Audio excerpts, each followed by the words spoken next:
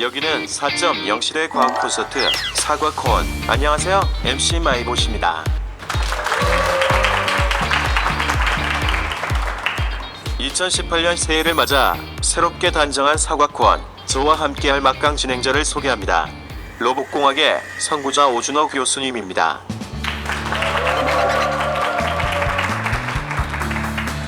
안녕하세요 여러분, 오준호입니다.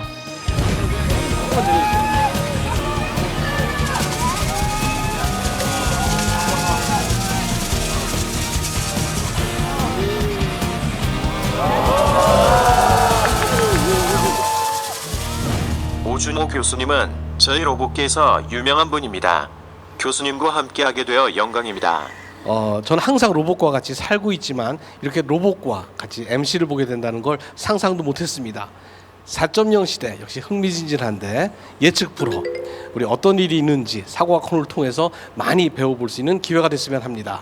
오늘의 주제는 디지털 보안, 위험을 반전하라입니다. 위험을 반전하라? 도대체 무슨 소리인지 모르겠는데 좀 더 한번 다시 자세히 설명해 볼 수 있나요? 디지털 시대의 기술 발전에는 긍정적인 면만 있는 것이 아닙니다. 오늘 두 분 교수님은 4차 산업혁명 시대에 일어날 수 있는 위험 요소가 어떤 것이 있는지, 이것을 어떻게 대하면 좋을지를 이야기해 주신다고 합니다. 네, 맞아요. 그렇죠. 어떤 기술이든 명암이 있게 마련인데요. 우리가 이러한 어려운 점을 미리 알고 대비한다면 4.0 시대를 리드할 수 있는 새로운 경쟁력을 갖게 될 겁니다. 그러면 오늘 어떤 분들이 오늘 강연을 준비했는지 마이봇 좀 소개해 줄래요? 오늘 강의는 카이스트 전기 및 전자공학부 김용대 교수님, 전산학부 최미영 교수님이 준비하셨습니다. 두 분의 연구 분야가 아주 흥미진진한데 오늘 들어가기 전에 오늘 무슨 말을 전달할지 미션을 드렸는데 각 말씀하실 내용을 10글자로 한번 소개해 주세요. 제가 예를 들어 보여드리겠습니다. 미래 전망 사과콘이 좋다. 4.0 시대 과학 콘서트. 10글자로 표현했는데 저렇게 말해서 무슨 말인지 잘 모르겠어요. 우리 차 교수님도 한번 자기 연구 분야 한번 소개해 주세요. 네, 가짜 뉴스를 거르는 방법. 손을 세니까 마이버보다 좀 쉽게 알 수 있으시죠? 네. 김 교수님께서 얼마나 잘하실지 한번 부탁드려 보겠습니다. 제 연구 분야는 4차 산업혁명 보안 먼저. 10글자 10글자 맞겠죠? 예. 뭐 잠깐 들었는데도 굉장히 흥미진진하고 또 어려워요.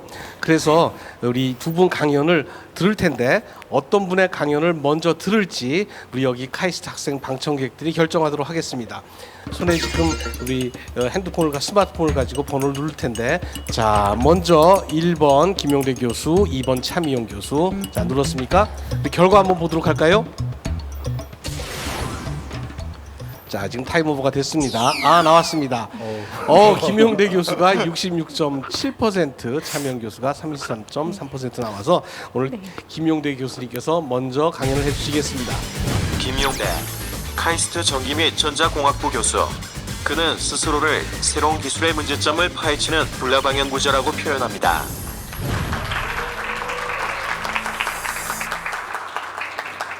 일단 보안을 한다고 하면 사람들은 뭔가 안전하게 지키는 이런 것들을 먼저 생각을 하는데, 사실 안전하게 지키는 걸 생각을 하기 전에 우리는 어떤 공격이 있는가에 대해서 먼저 알아야 돼요. 그래서 저 유명한 미국의 암호학자인 브루스 슈나이어는 뭐라고 얘기를 했냐면, 보안을 잘하기 위해서는 공격자의 마음으로, 나쁜 적의 마음으로 그렇게 세상을 보지 않으면은 우리가 보안을 절대로 할 수 없다. 이렇기 때문에 저는 불나방 같이 끊임없이 취약점을 찾으면서 어떤 이러이러한 취약점이 있으니까 미리 막아야 된다, 이런 연구를 하고 있어요. 그래서 한 가지 예를 들어 볼게요. 여러분이 아직까지 생각했던 보안이랑은 완전히 다른 문제예요. 이게 무슨 사진인지 아세요? 보안검색대, 공항에 있는 보안검색대예요. 그래서 미국에서 9.11 이후에 새로운 시스템을 도입을 했어요. 그래서 요즘에 미국 공항에 들어갈 때는 이제 이러고 사진을 찍죠. 그럼 저 사진이 엑스레이가 앞과 뒤를 찍도록 돼 있어요. 이 시스템은 너무 좋아서 모든 금속 물질을 검은색으로 표현을 해줘요. 그래서 저기 보시면은 목걸이, 그 다음에 뭐 허리띠, 총, 칼 같은 거를 검은색으로 표현을 해주기 때문에 금속재, 무기를 가지고 들어가면은 쉽게 탐지를 할 수 있겠죠. 플로리다의 어느 한 청년이 근데 올란도 공항을 금속재 칼을 지니고 통과를 했어요. 어떻게 통과를 했을까요? 이 그림 안에 답이 있어요. 어디? 여기 다리 사이. 다리 사이에. 거의 정답이에요. 왜 다리 사이라고 얘기를 했을까요? 까매서.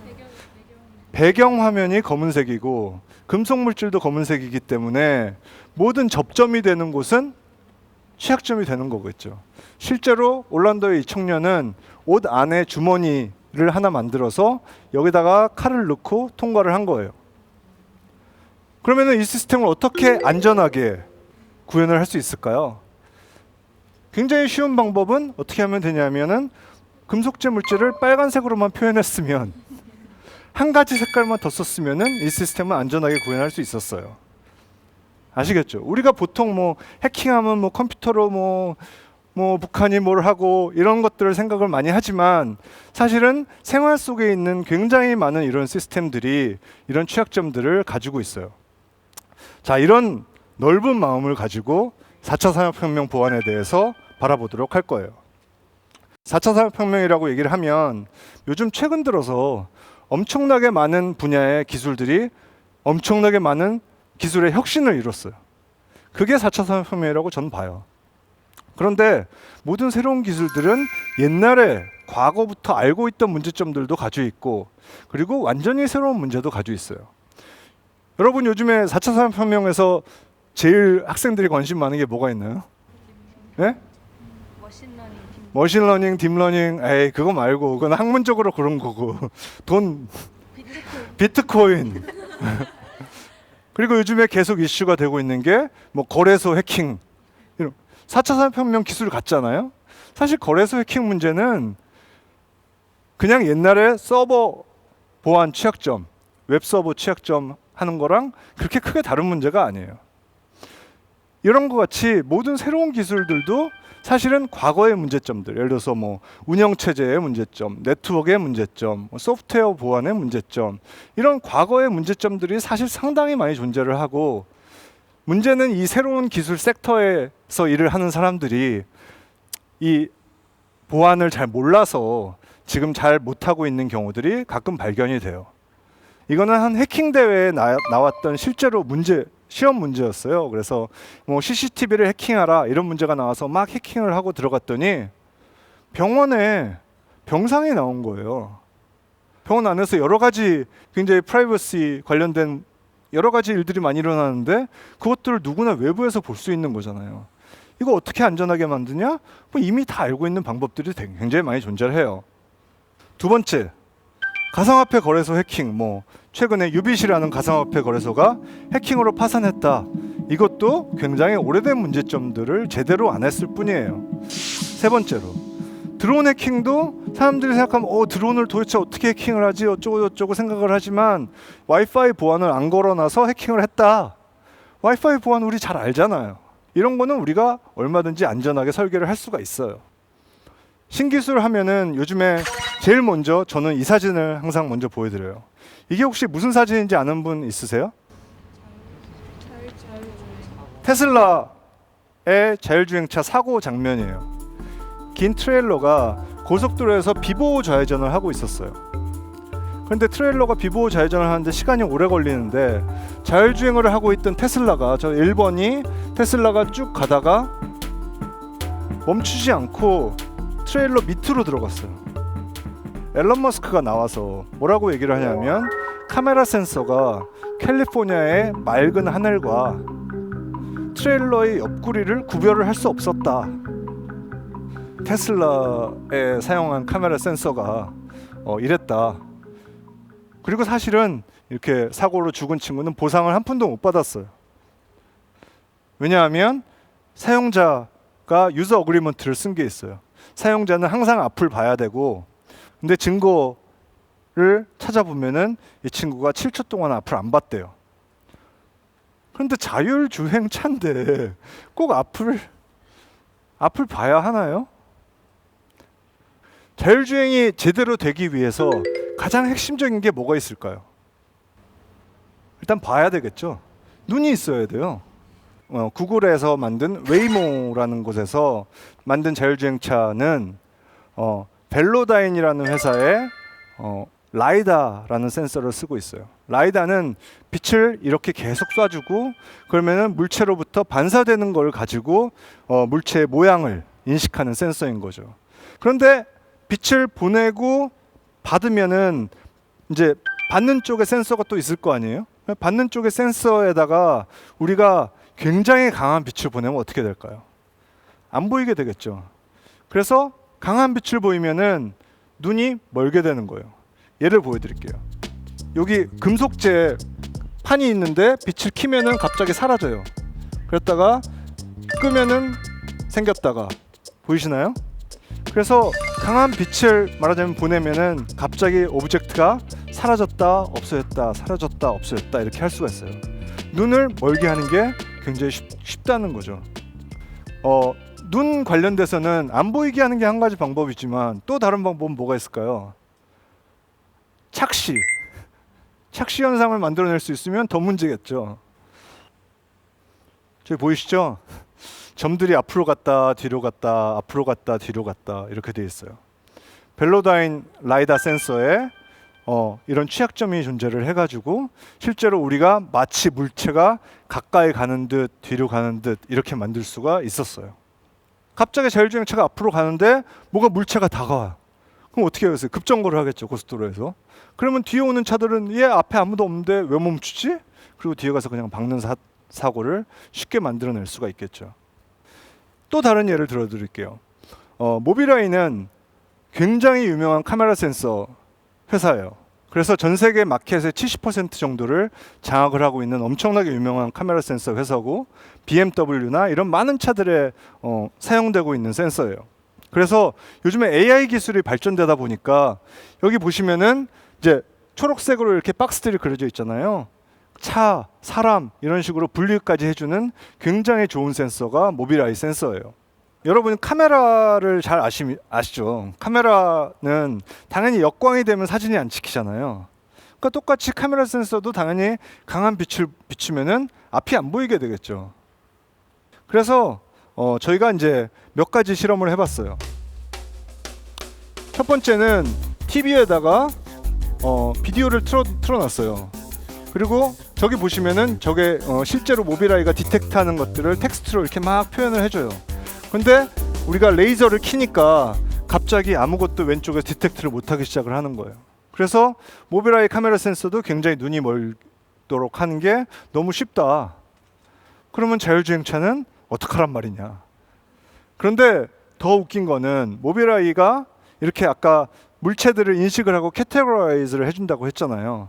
그래서 학부학생이 포샵을 하고 모빌아이한테 물어봤어요. 이게 뭐야?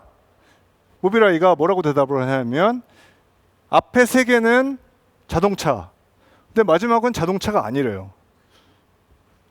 우리는 다 같이 자동차 같아 보이는데.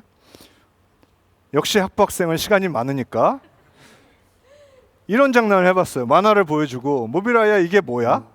물어봤어요. 그랬더니 모빌아이가 자동차래요. 아, 만화도 인식을 하는구나. 역시 학생은 시간이 많으니까 그때부터 장난을 시작을 했어요. 이런 걸 갖다 놓고 모빌아이야 이게 뭐니? 자동차. 박스를 씌워놓고 이건 뭐야? 물어보니까 자동차래요. 창의적인 카이스트 학생은 이런 그림을 그려놓고 이게 뭐야? 물어보니까 자동차래요. 세계의 마켓의 70%를 차지하고 있는 카메라 센서의 물체를 인식해서 분류하는 수준이 이 정도라는 거죠.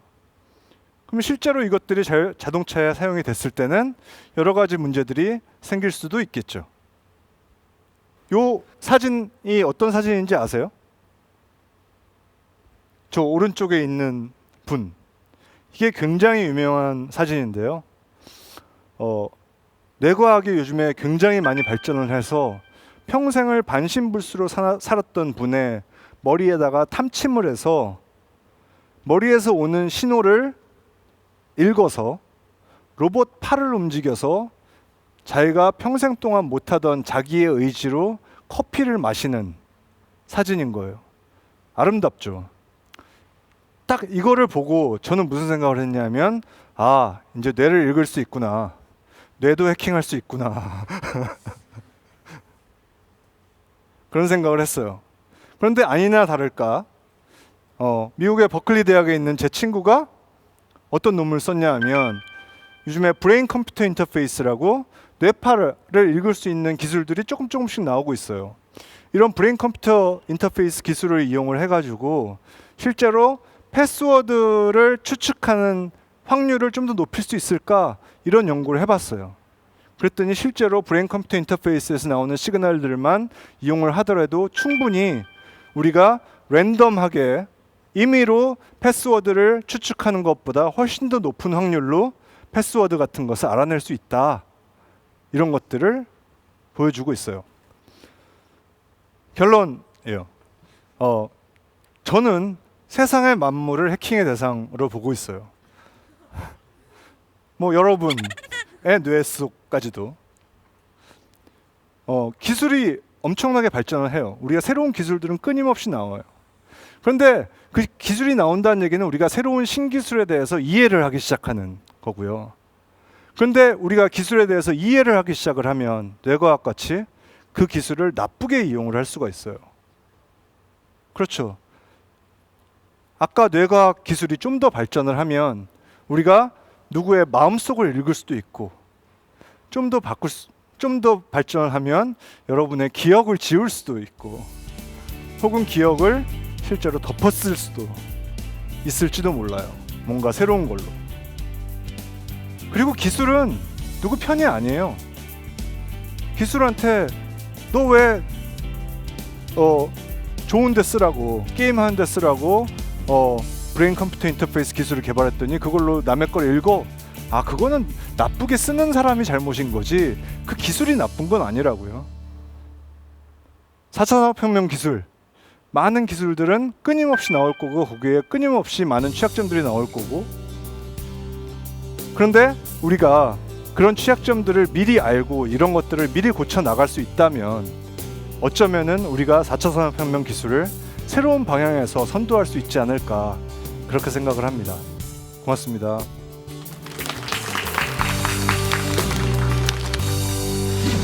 평소에 사이버 보안, 그게 뭐 하는 거가 굉장히 궁금했습니다. 근데 듣고 보니까 사이버 보안이 사실은 시스템의 약점을 찾는 것이 먼저 일인 것 같아요. 그래서 보니까 해킹이나 뭐 보안이나 어떻게 보면 같은 동전의 앞면과 뒷면이 아닌가, 이런 생각을 해봅니다. 우리 마이봇도 굉장히 많이 그런 오류와 혹은 해킹 걱정하고 경험했을 텐데 어떤 경험이 있었나요? 네, 그렇습니다. 수많은 오류와 문제들을 극복하고 탄생하였습니다. 우리 이런 시대에 우리 오늘 위험을 반전하라라는 제목이죠. 우리 다음 연사께서 이런 것들이 어떻게 악용될 수 있는지, 또 우리가 어떻게 그런 걸 극복할 수 있는지 아주 흥미진진한 얘기를 해주시겠습니다. 자, 우리 마이봇 다음 연사님을 한번 소개해 주실래요? 서미영 카이스트 전산학부 교수. 가짜 뉴스를 인터넷 데이터로 찾는 인터넷 탐정입니다.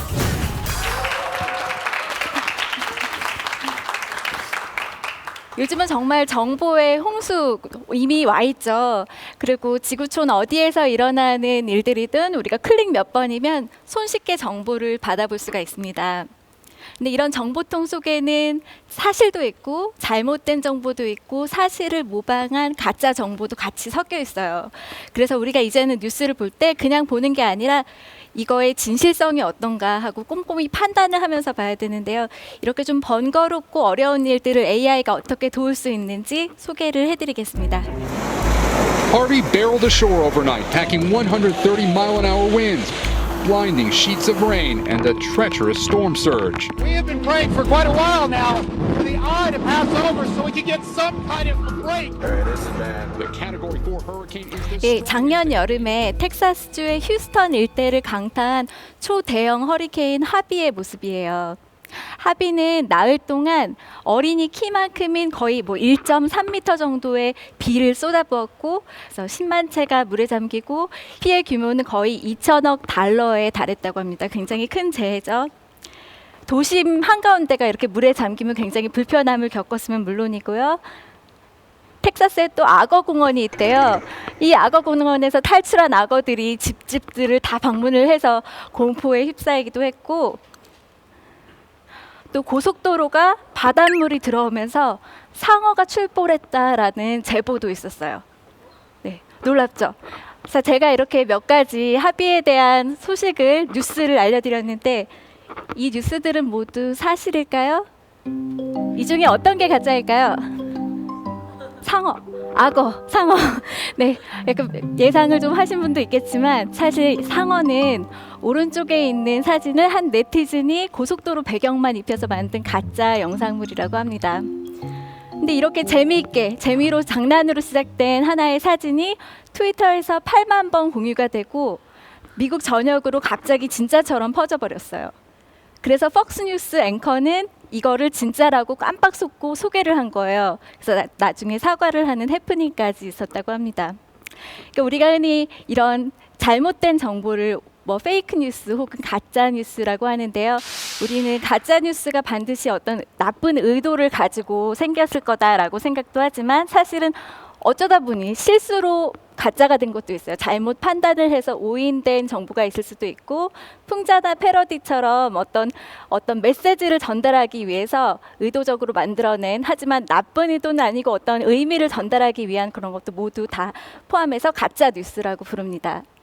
근데 이 문제는 가짜 뉴스에 우리가 생각보다 너무 쉽게 속고 나도 모르는 사이에 그걸 멀리 전파를 한다는 데 있다는 거죠. 자, 우리가 흔히 볼 수 있는 가짜 뉴스 중에 하나는 또 이런 연예인 사망설이 있는데요. 뭐 엠마 왓슨, 해리슨 포드, 성룡들 한 번쯤 다 죽어봤어요, 인터넷에서. 근데 스타벅스나 코스트코 같은 대기업도 가짜 뉴스로 소동을 겪었습니다.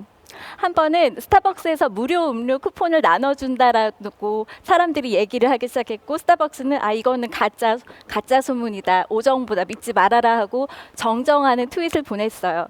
그랬더니 소비자는 오히려 이 기업이 신뢰도에 문제가 있다 하고 거론을 하기 시작해서 스타벅스는 가짜 엉뚱한 뉴스로 인해서 손해를 본 셈이 되고 있었습니다. 여긴 조금 더 심각한 예시인데요. 2013년에 미국의 AP통신, 뭐 연합뉴스 같은 그런 곳에서 백악관이 폭발하고 오바마 대통령이 다쳤다라는 오정보를 냈어요. 이거는 굉장히 믿을 수 있는 신뢰를 가지는 미디어이기 때문에 순식간에 메시지가 전파가 되고 달러 환율이 급락했고요. 주가도 폭락하고 그래서 1,360억 달러가 증발했어요. 근데 이거는 한 번만 있는 것도 아니고 전 세계적으로 계속 이런 어떤 증권가 지라시라든지 우리가 흔히 볼 수 있는 아주 흔한 예시 중에 하나가 되겠습니다. 근데 이걸 어떻게 해결할 수 있을까요? 우리가 하루에 소모하는 정보의 양을 한번 생각을 해보세요. 일어나서부터 자기 전까지 하루 종일 정말 섭취를 하는 것이 정보인데 그 정보를 볼 때마다 우리가 기자의 촉을 가지고 이게 진짜일까 하고 고민을 하기란 너무 피곤하고 어렵겠죠. 그렇다고 인터넷에 있는 너무 많은 뉴스들을 실시간으로 누군가 팩트체크를 해주는 걸 기대하는 것도 어려울 것 같습니다. 그래서 이거를 잘 할 수 있는 아주 쉬운 방법 중에 하나가 바로 마이봇 같은 AI한테 맡기는 것인데요. 그게 가능한 이유는 크게 빅데이터가 있고 네트워크 분석이 있어서예요. 빅데이터는 우리 사과콘에서 많이 들어보셨죠? 근데 네트워크 분석은 들어보셨어요? 잘 모르세요? 네. 제가 간단히 설명을 해드릴게요. 먼저 트위터로 한번 예시를 들어볼까요?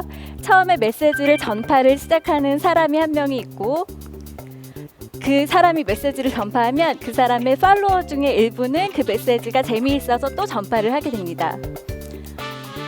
그럼 또 그 친구의 친구들도 같이 메시지를 전파에 참여할 수 있고 이렇게 어떤 사람은 메시지 하나만 냈지만 그게 네트워크를 따라서 순식간에 퍼질 수가 있어요.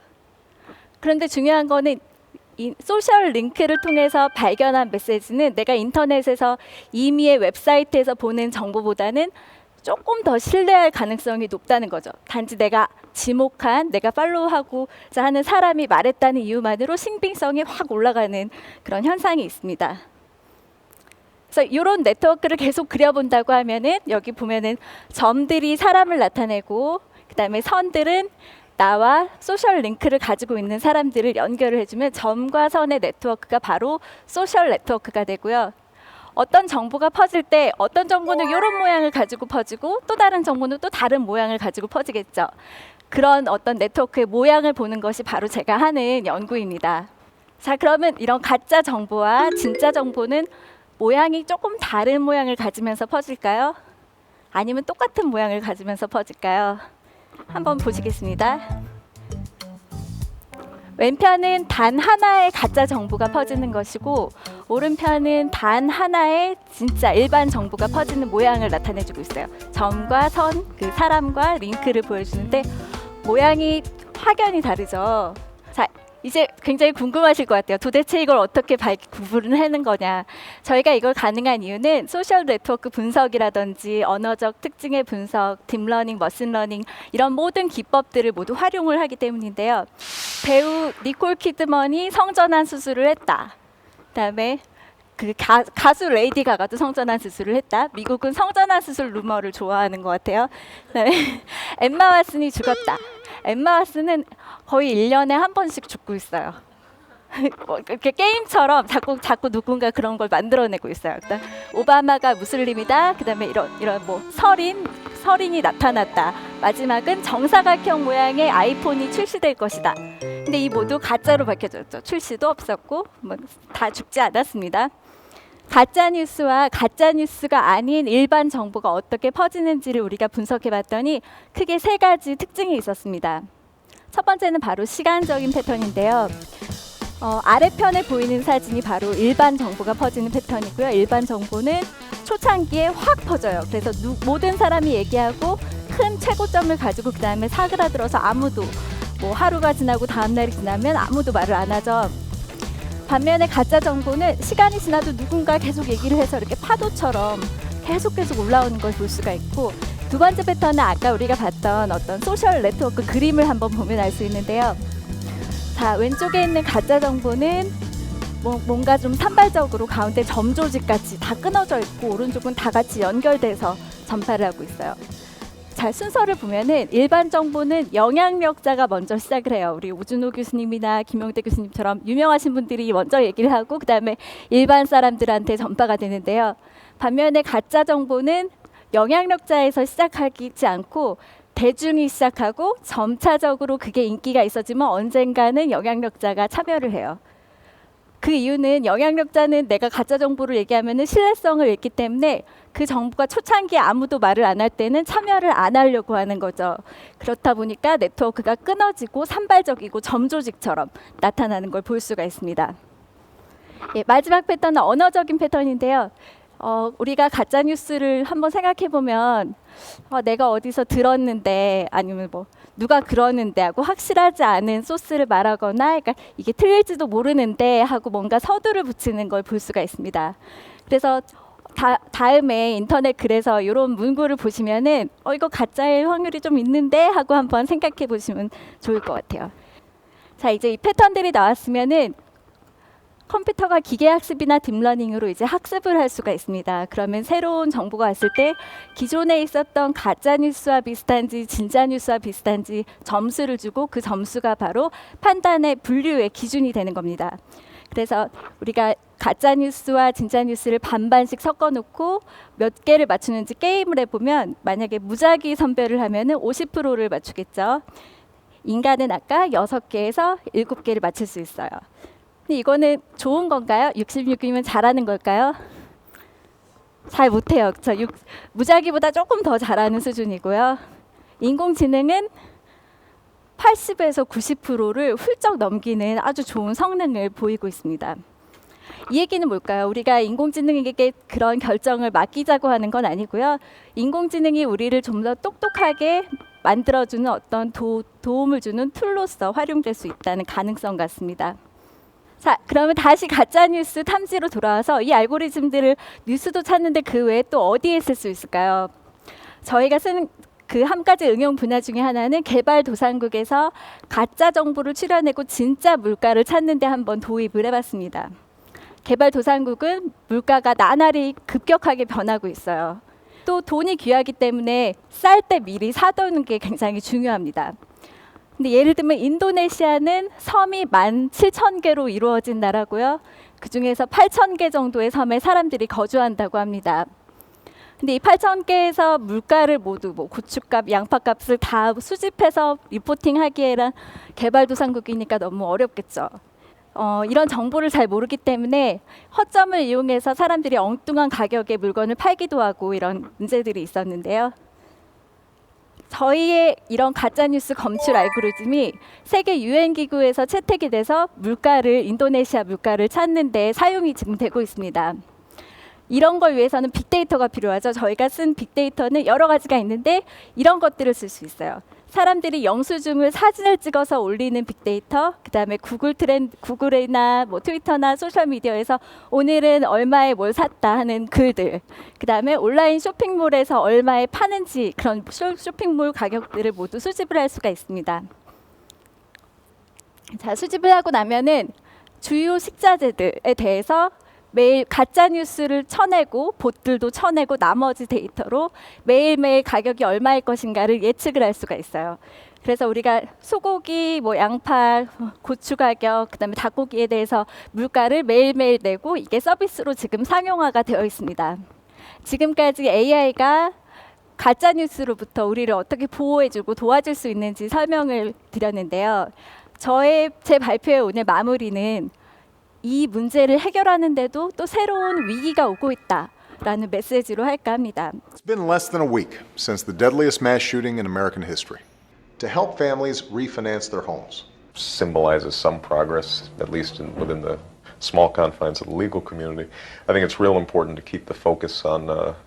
And one of the skills that I bring to bear is being able to pull together the different strands of American life. And 이런 기술 말고도 또 작년에 나온 재미있는 기술 중에 하나가 텍스트가 있을 때 어떤 사람의 스타일로 읽어주는 음성을 만들어내는 기술인 거예요. 그러니까 텍스트가 있으면 음성이 나오고 음성이 있으면 영상이 나오는 거예요. 이걸 모두 종합을 해보면은 우리가 어떤 정치인이나 연예인이 한 가짜 인터뷰를 고해상도로 만들 수가 있겠죠. 그럼 앞으로는 이런 가짜 뉴스가 있을 때 나 진짜 그런 거 한 적 없다 하고 어려운 방어를 해야 될지도 모르는 시대가 곧 기술이 이미 있고 언제 닥칠지 모르는 일이 돼버렸습니다. 네, 이렇게 새로운 위기들이 오고 있고요. AI는 빠르게 발전을 하고 있습니다. AI가 발전하는 걸 우리의 생활을 좀 더 돕고 편리하게 만드는 대로 사용이 돼야 될 것 같고 우리는 또 악용되지 않도록 현명하게 대비를 하는 게 또 우리 과학자의 몫이 아닐까 생각합니다. 경청해 주셔서 감사합니다.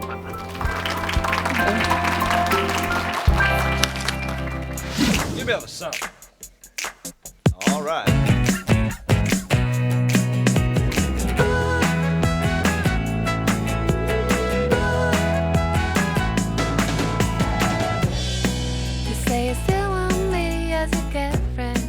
저는 가끔 이런 생각을 해봐요. 어떻게 보면 우리는 이게 대답을 들으면 직관적으로 대답하고 하는 것들 거기 별로 에너지를 많이 사용하지 않죠. 그런데 로봇이나 AI 기기들은 정말 간단한 걸 하기 위해서 굉장히 많은 리소스를 사용하고 있는 것 같아요. 그래서 과연 그게 정당한가 하는 느낌도.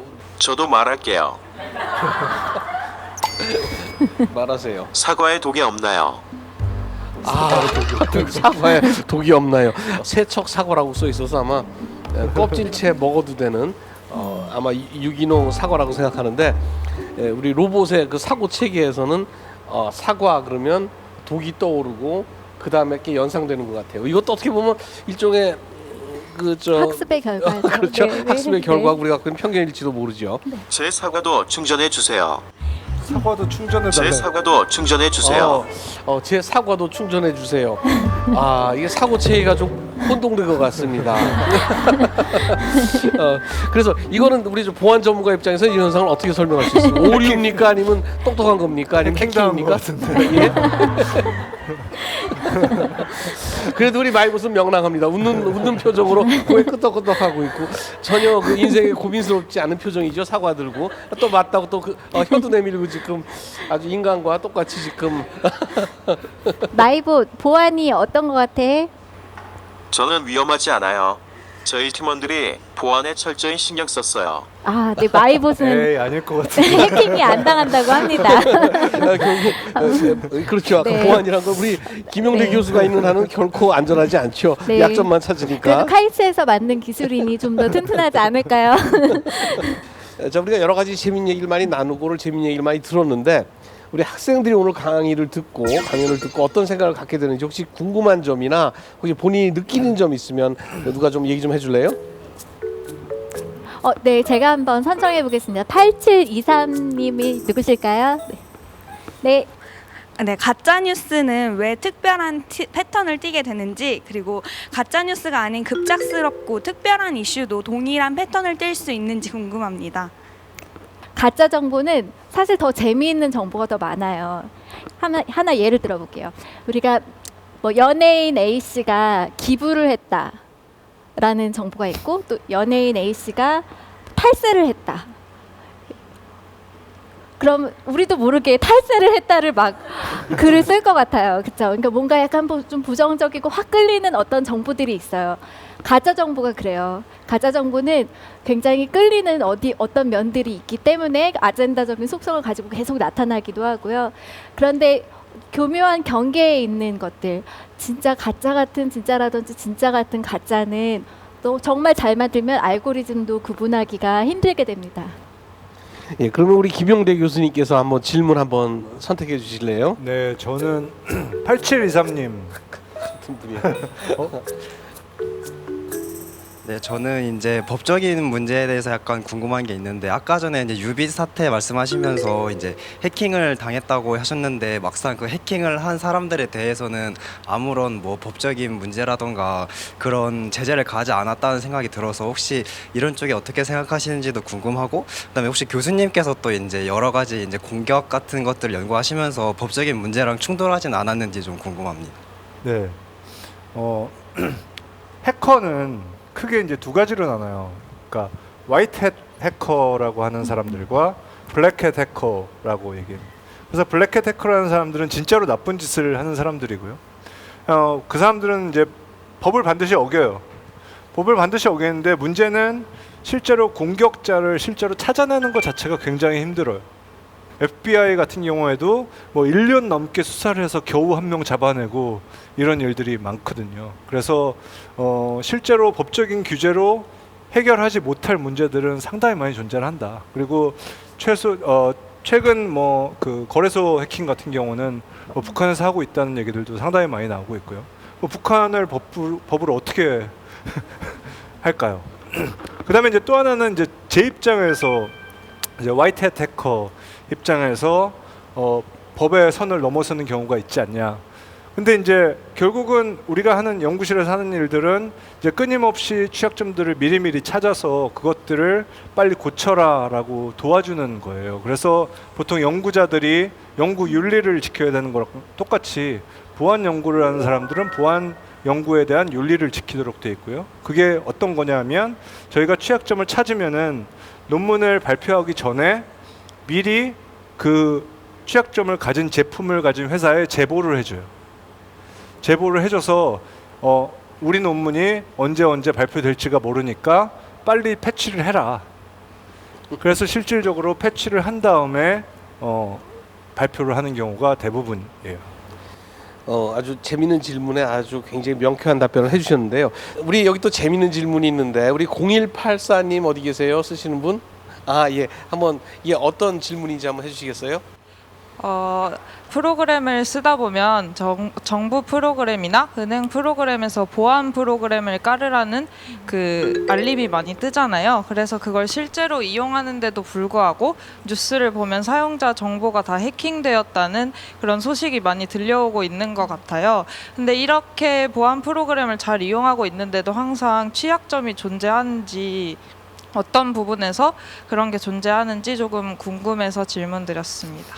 실질적으로 이제 보안 프로그램이라고 얘기하는 프로그램들이 꼭 완벽한 보안을 제공해 주지는 않아요. 사실 보안 프로그램들 중에도 어떻게 보면은 초보 해커들을 막기 위한 보안 프로그램들도 되게 많고, 그래서 선수들 같은 경우는 충분히 우회할 수 있는 보안 프로그램들도 굉장히 많거든요. 그러니까 정확하게 얘기하면 사실은 우리가 공격을 들어올 수 있는 모든 루트들에 대해서 분석을 하고 그거를 이제 대비할 수 있는 것들을 만들어야 되는데, 사실은 우리나라에 많은 은행들이 있고 많은 기관들이 있는데 이 모든 곳에서 다 이제 보안 전문가들을 다 많이 고용을 해서 제대로 설계하기가 사실은 쉽지가 않거든요. 그러니까 그러다 보니까 이제 계속해서 해킹 사고가 일어나는 거고요. 그렇기 때문에 실제로 저희가 뭐 요즘에 아이폰이나 삼성 전화기나 이런 데서도 지문 인증하니까 굉장히 편해 보이잖아요. 근데 사실은 그 안에도 공인인증 같은 인증서 같은 거를 쓰고 있어요. 근데 문제는 뭐냐면 옛날에는 우리 공인인증서를 썼던 시기에는 공인인증이 독점 기술이었어요. 우리나라에서 그것밖에 쓸 수가 없었고요. 그리고 그렇기 때문에 실제 공인인증서를 만드는 개발 회사 입장에서는 사용자의 편의성 이런 건 신경 안 썼어요. 그러니까 말하자면 이거를 좀 더 뭐 안전하게 만들고 좀 더 좋게 만들고 좀 더 편하게 만들고 이런 거에 대해서 전혀 신경 안 썼던 거죠. 요즘에 이제 공인인증에 대한 강제 조항 같은 게 폐지가 되니까 다양한 기술들이 많이 나오게 됐고, 이제 그러다 보니까 점점 편한 기술에 사람들이 많이 이용을 하게 됐고, 그렇기 때문에 훨씬 더 안전하고 훨씬 더 편한 기술들이 많이 나오고 있는 거고요. 그래서 오히려 독점 기술 혹은 규제에 의한 기술들이 오히려 기술의 발전을 저해를 하는 면이 훨씬 더 많고, 오히려 보안 기술도 경쟁을 시켰을 때 서로 좋은 제품을 개발하려고 하고 훨씬 더 안전한 사회가 만들어질 수 있다라고 저는 생각을 해요. 예, 우리 김 교수님 말씀하시니까 저도 항상 경험하는 것이 그 보안 프로그램이 얼마나 보안을 잘하는지 저는 모르겠습니다만은 제가 보안에 걸려서 제 은행 코드를 까먹어서 은행에 간 적이 여러 번 있거든요. 그래서 너무 복잡하고 좀 하다 한번 꼬이게 되면 뭐 해커들은 어떻게 하는지 모르겠는데 전 제 계좌에도 들어가는 게 막히고 이런 경우가 너무 많은 것 같은데, 듣자 하면 외국에서는 뭐 간단한 아이디 하나로도 해결되고 하는 문제들, 아마 이런 것들이 아마 빨리 해소됐으면 좋겠습니다. 우리나라만 규제가 심해서 그런 건지 왜 그런 문제인지 모르겠어요. 그게 아니라 사실은 그 페이팔 같은 경우가 아이디 패스워드를 쓰는데 페이팔의 사고율은 우리나라 공인인증서를 썼을 때의 사고율보다 엄청나게 높습니다. 그거를 사용자들이 피로 실제로 내고 있고요. 그렇기 때문에 사실은 편하다고 해서 무조건 좋은 건 아니고요.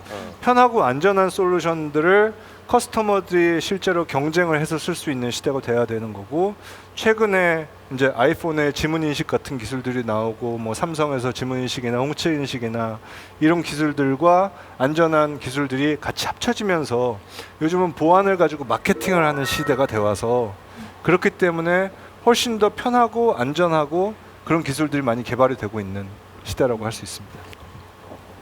차 교수님께서 몇 번 말씀해 주셨는데 이제 그 가짜뉴스를 탐지할 때 여러 가지 특성을 고려해야 된다고 했었는데, 이제 그 가짜뉴스를 탐지할 때 그런 특성을 이제 탐지를 하지 못해가지고 이제 실패했을 때는 이제 얼마나 얘가 진짜 같았는지 그러한 것들이 궁금합니다. 네, 이제 가짜뉴스 탐지에 실패한 사례들이 이제 저희 한마디로 알고리즘은 가짜라고 생각 안 했는데 사실은 가짜였던 케이스, 혹은 그 반대로 사실은 진짜였는데 가짜라고 판명된 케이스들이 몇 가지 있었어요.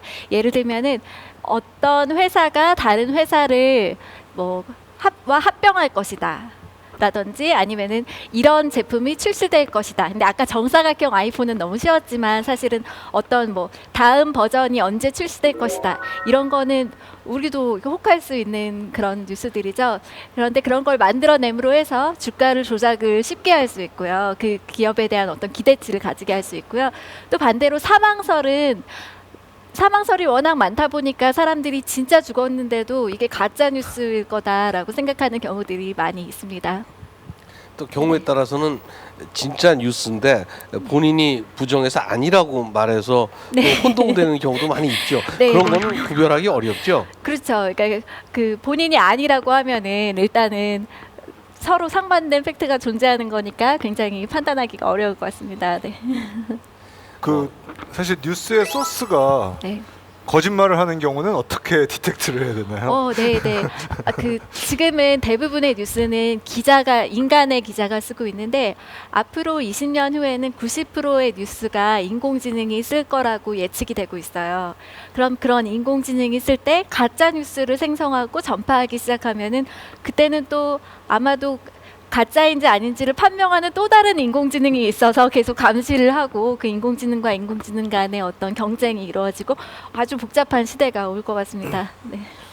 사실 재밌는 것 중에 하나가 차 교수님, 그러니까 요즘에 AI에서 이제 유행하고 있는 것 중에 하나가 차 교수님의 디텍터를 갖다 놓고 여기다가 이제 계속해서 다양한 뉴스를 쏴보는 거예요.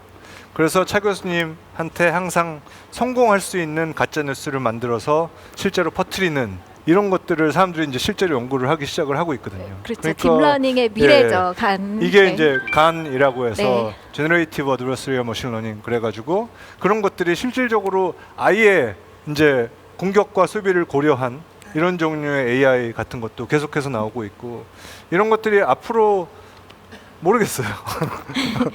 결국 이런 것들이 이제 미디어도 발전하고 통신 수단도 굉장히 다양화되니까 생기는 문제 같고요.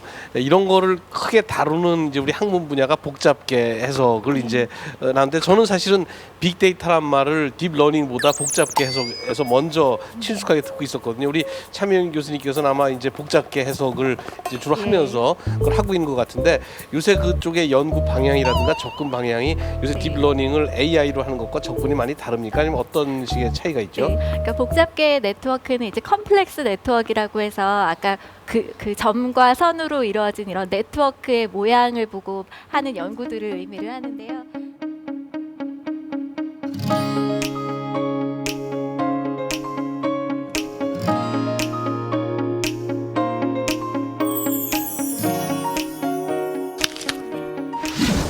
기술은 가치 중립적이다. 이 말은 기술 자체가 가치를 결정할 수는 없다는 얘기입니다. 다시 말해서 기술을 어떻게 활용하느냐에 따라서 좋은 기술이 될 수도 있고 나쁜 기술이 될 수도 있는 거죠. 그래서 우리의 선택이 아주 중요한 것입니다. 저처럼 유익하게 사용되는 인공지능 로봇이 앞으로 더 많아지길 바랍니다. 예, 마이봇의 바람이 제 바람입니다. 오늘 수고했습니다, 마이봇. 사과콘 MC로서 최선을 다하겠습니다. 카이스트와 KBS가 공동 기획한 4.0 시대의 과학 콘서트 사과콘. 오늘 여기서 마치도록 하겠습니다. 다음 시간에 뵙겠습니다. 여러분 감사합니다.